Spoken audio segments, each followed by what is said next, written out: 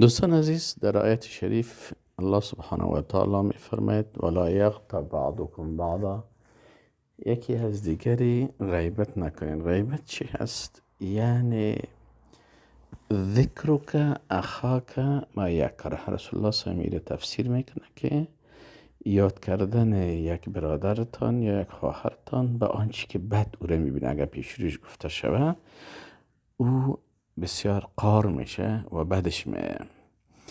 اینا اگر امی چیزی که بعد از در پیش روش گفتن میتونی در غیابش برای دیگران میگی، این غیبت حساب میشه.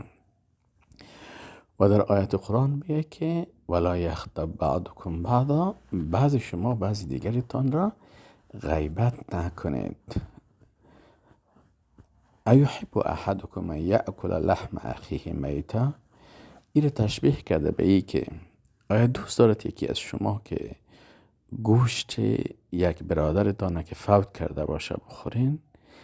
یعنی انسان از خوردن گوشت انسان بسیار احساس کراهیت میکنه و اگر کسی در مقابلتان باشه که گوشت یک انسان میخوره بسیار دلتان بد میشه و احساس زشت میکنین.